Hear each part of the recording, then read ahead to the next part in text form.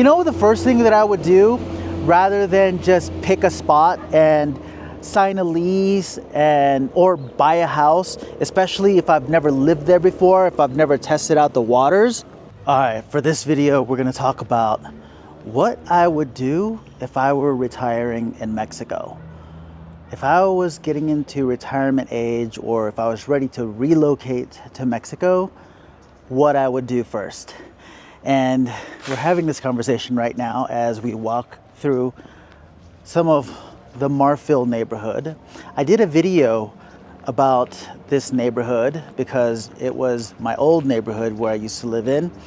And I walked through a huge part of the neighborhood, different areas of it, my favorite parts. So I'm gonna put the description of that walkthrough the link to that walkthrough in the description of this video. But look at what you have access to when you live in Marfil.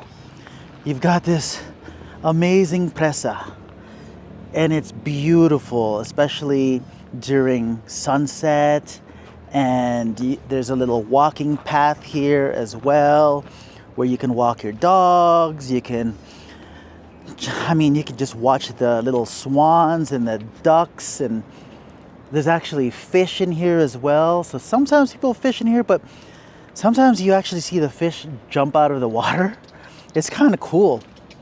And we're just looking for a nice spot to sit for a second before I talk about what I would do. But who wants to hear me talk right now when you've got this? It's gorgeous.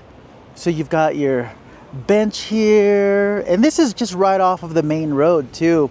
And of course there are lots of residences here in Marfil. It's a very beautiful neighborhood. I would say it's on the side of affluent. And I mean, you can tell, just look how gorgeous this area is. You've got homes on that side, although one caveat and one catch: if you were to live on that side of the presa, I do have to say that I hope you don't mind dogs, sounds of dogs. Everyone seems to have a dog. Like they keep them in their garage area. In their garage area, there's gates. And so when you're walking through the street, you literally have dogs barking at you all along the path. So that was a turnoff for me. And trust me, I love dogs, and I love when they bark, and I love everything about dogs. But sometimes you just want quiet when you're walking through a neighborhood. And on that side, it's just lots of dogs. But it's beautiful. And of course, on the other side, I mean, we're just talking about the first main street along this presa, but on the other side, as you'll see on my tour that I did, it's gorgeous. And it's a lot quieter. And I just saw a fish pop out of the water there. But it's a lot quieter, and you'll find your spot in Marfil. There are quiet pockets, and I don't know if you can even hear the dogs right now.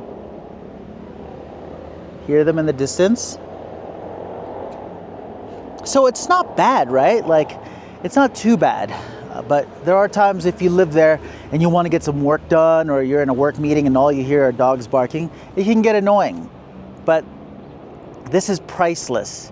Living right next to a presa that's beautiful, and you've got access to this walking path. So it's up to you. And I would watch the video I did on the neighborhood here in Marfil. The link is in the description of this video. So on to the topic. 4 minutes later. I'm sorry, I tend to go off topic. But if I were retiring and I was ready to relocate out of the US or Canada, or wherever you're relocating from, you know, the first thing that I would do, rather than just pick a spot and sign a lease or buy a house, especially if I've never lived there before, if I've never tested out the waters, I would try house sitting. This is a topic that we've been talking about a lot more lately. Ever since I spoke to my friends, Jodie and Nat, who are professional house sitters, they've been doing this for years, and they actually wrote the handbook on house sitting. And I thought, wait, that's a great transition for my audience, for people who are just now thinking about relocating, or they're ready to relocate for the first time. They've never really lived abroad, and now they're making this big decision to downsize and buy a house in a foreign country, or rent in a foreign country, going through the whole lease signing process, because it's totally different here. And I thought, wait, why don't they try house sitting first? Why don't they see, like, to be able to live in multiple cities in Mexico, or even around the world, because house sitting is international, not just here in Mexico, and see, like, if Mexico in general is the place for them, if they want to call Mexico home.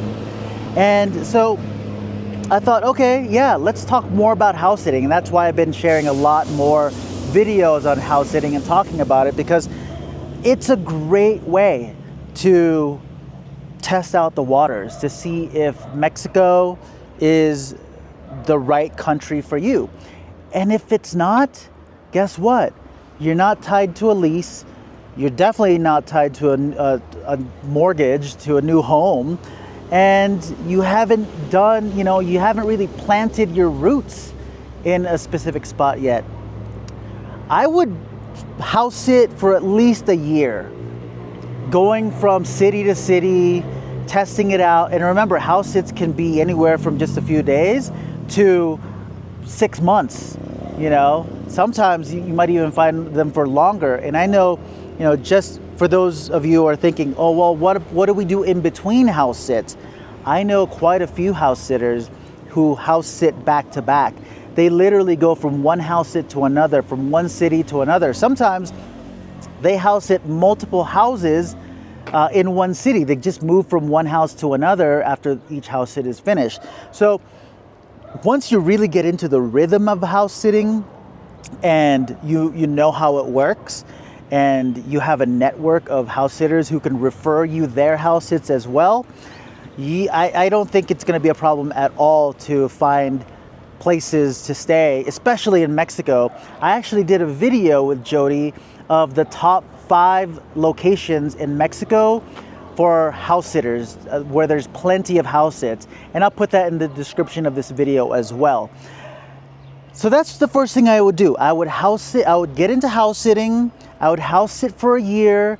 I would downsize all of my belongings, because you're not going to need those belongings in this, in other countries. And plus, who wants to ship all of their belongings? Those are just things, right? Start fresh. Start fresh. And another thing, there's different types of retirees. I understand that. There are some people who have lived a life and they just want to retire. They want to settle down again, start over, get into a new home, and start collecting things again, and just start getting comfortable again. But here's my invitation to those people. And if this is not you, you totally understand. But here's my invitation. I look at retirement. And by the way, if you look at me and you're like, what is this kid talking about retirement? I'm in my mid-40s, 1. And 2, you're right. I'm not at retirement age yet. But a lot of my friends are retirees. Believe it or not, I've got more friends who are way older than me than I do friends who are my age. I hear it all. I hear about people's plans about retiring and what they want to do. And the ones who really inspire me the most, the retirees that really inspire me the most, who are ones who have more of an adventurous lifestyle than I do. When I think about retiring, I think about more adventure. I think about more possibilities. I think about more thrill. I think about more chances to see the world, to go explore, to taste new food, to do all of the things that you work so hard to be able to do and experience. And for me, if I was at retirement age, moving from one house to another, whether they're separated, even though they're separated by borders, is not the kind of lifestyle that I would want, especially if I was new into retirement. If I was new into retirement, I would be going and traveling the world and taking that pension of mine and really budgeting it out and being very strategic on how I travel the world, how I experience new cultures and just stay in amazing places.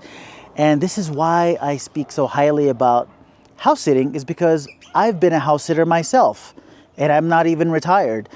House sitting has absolutely helped me really figure out where I want to be, where I want to live. And if you think that you get to stay in just regular mediocre homes as a house sitter, that might be true for some house sitters, but for most of my house sitting friends, and me included, most of the homes that I've ever stayed in as a house sitter are like mansions and really beautiful, beautiful homes. And I want you to see, look at this. As I keep sharing, I just don't want to fall into the presa, but look at this. Look at the dam here. This is history right here. All of this is historic. And you would be part of history when you live in a place like this. Look at that. That's gorgeous. So that's one of the things that I would do if I was retiring. I would downsize, I would start house sitting, and I would really start budgeting and figuring out how to make my money last and get the most out of my money that I've worked so hard all my life to get and to experience. And I would just have as many experiences as possible. And then once you have stayed and lived as a local in as many places as you can, the one that really calls you and draws you home, where it feels like, this is home, you'll know it right away. Fortunately, I was able to know right away that Guanajuato was a place to call home right away. Did I stop house sitting? Did I stop traveling? No. But I kept coming back to Guanajuato, and I kept coming back, and I kept coming back. And now it's my home. And have I stopped traveling? No. I still, love to travel and plan to continue traveling for quite some time. But this is now my home base. Can you hear the dogs? Dog check, dog check. There we go. See, that's coming from that side of the presa. That's what I've been talking about. But anyway, I hope you liked this video. Was this valuable for you? Did you get anything out of this? Or is this something that's just kind of like, I don't know what I'm talking about because I'm so young? I don't know.